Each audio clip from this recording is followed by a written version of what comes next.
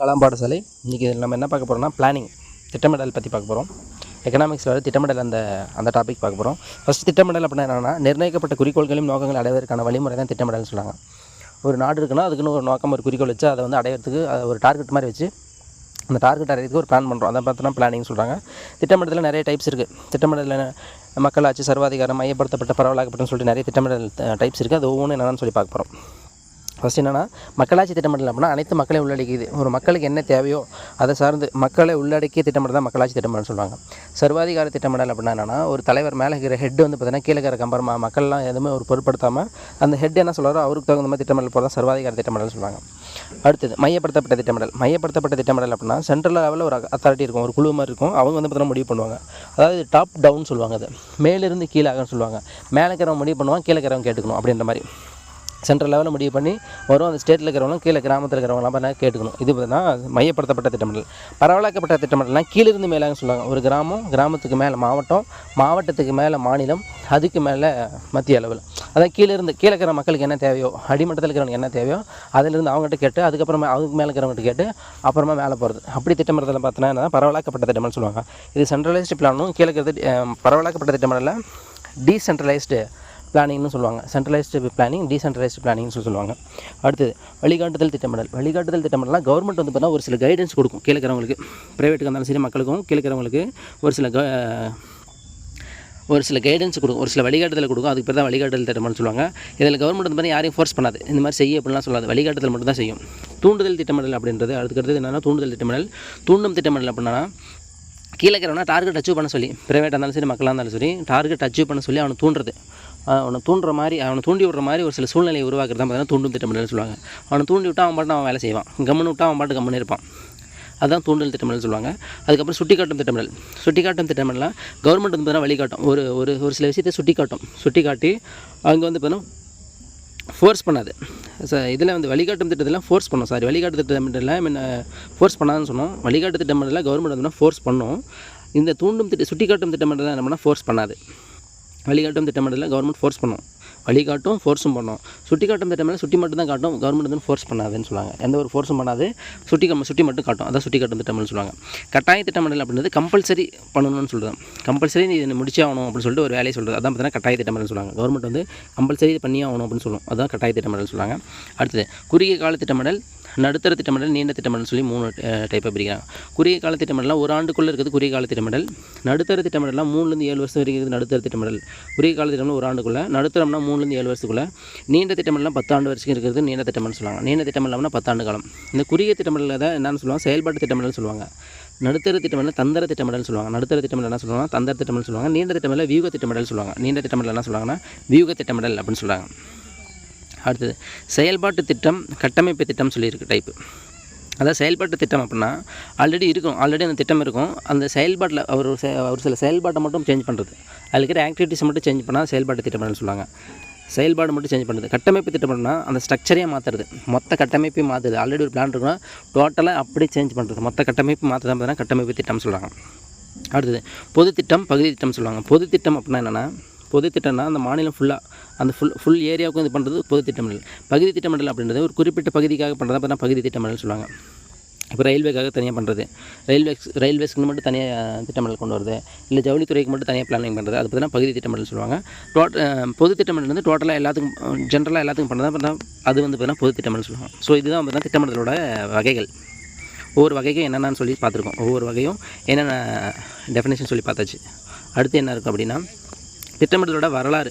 First திட்டமிடல் எப்படி வந்துச்சு, முதல்ல உருவாக்குனது யார் அப்படின்னு சொல்லிட்டு சார் எம் விஸ்வேஸ்வரையா 1934 திட்டமிடலை பற்றி சொல்லியிருக்காரு. சார் எம் விஸ்வேஸ்வரையா இவர் பார்த்தீங்கன்னா ஒரு சிவில் இன்ஜினியர். இவர் தான் திட்டமிடலை பற்றி சொல்கிறாரு.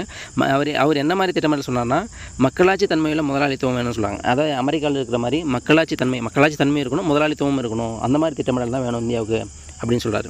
இவர் ஒரு புக் எழுதியிருப்பார். அந்த புக்கு என்ன பேர்னா இந்திய பொருளாதார திட்டமிடல் சொல்லி ஒரு புக் எழுதிப்பார். இந்திய பொருளாதார திட்டமிடல் புக் எழுதுந்து யாருன்னா சார் எம் விஸ்வேஸ்வரையா. அந்த புக்கில் வந்து பார்த்தீங்கன்னா எதை பற்றி இருக்கும்னா மக்களாட்சி தன்மையில் முதலாளித்துவம் கொண்ட திட்டமிடலாம் இருக்கும்.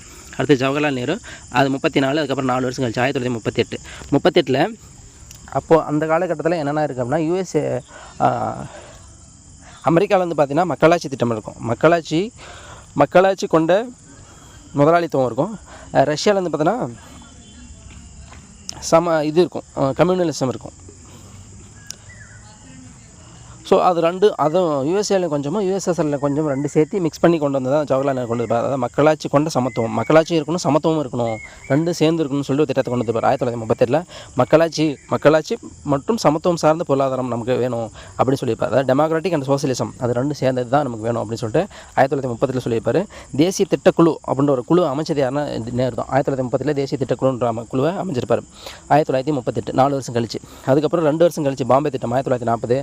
பாம்பே திட்டம் மேலால் கொண்டு வரப்படுதுன்னா பாம்பேயில் இருக்கிற முக்கியமான முன்னணி தொழிலதிபர்கள் இருக்காங்களே அவங்களாம் சேர்ந்து ஒரு திட்டமிடல் கொண்டு வந்திருப்பாங்க. அதாவது இவங்க கொண்டு வர திட்டம் வந்து பார்த்தீங்கன்னா ஒரு சிலருக்கு ஃபேவராகவே இருக்குது, தொழிலதிபர்கள்லாம் பாதிக்கப்படுறாங்க, எல்லாம் நம்ம அதான் பெரிய பெரிய தொழிலதிபர்கள் இவங்க கொண்டு வர திட்டத்தில் நமக்கு எதுவும் யூஸ் இல்லை அப்படின்றதுனால இவங்களாம் வந்து பார்த்தோன்னா எல்லோரும் சேர்ந்து இவங்களாம் ஒரு திட்டமிடத்தில் அறிவிக்கிறாங்க. அதுதான் பார்த்தீங்கன்னா பாம்பே திட்டம். 1940 மும்பையில் இருக்கிற முன்னணி தொழிலதிபர்கள்லாம் சேர்ந்து உருவாக்கின திட்டம் தான் பாம்பே திட்டம் சொல்லுவாங்க.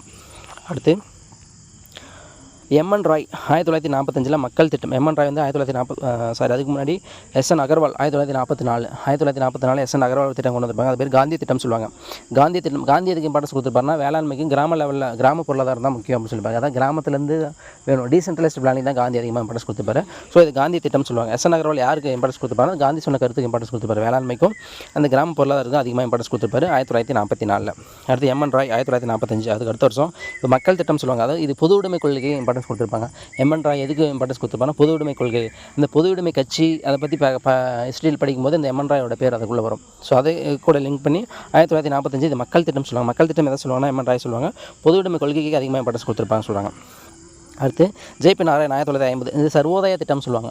ஜேபி நாராயண் 1950 சர்வோதய திட்டம். அந்த இயர்லாம் பார்த்து வச்சுக்கணும். ஃபஸ்ட்டு விஸ்வேஸ்வரய்யானா 34, அதுக்கப்புறம் 4 வருஷம் கழிச்சு ஜவஹர்லால் நேரு 38, பாம்பேனா 40 எஸ்என் அகர்வால்னா 44, 4 வருஷம் கழிச்சு 44, எம்என் ராய் 1945 மக்கள் திட்டம் சொல்லுவாங்க.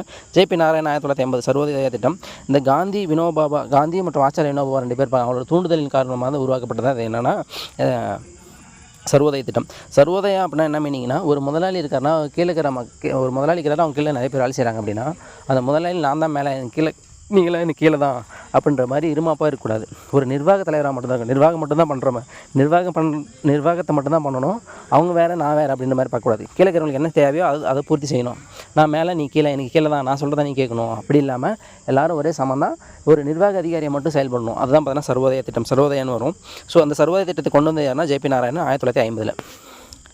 So 34, 38, 40, 44 Agarwal, 45 M N Roy, 50 J P Narayanan. இந்த இயர்லாம் பார்த்து வச்சுக்கணும். ரொம்ப ரொம்ப முக்கியம்.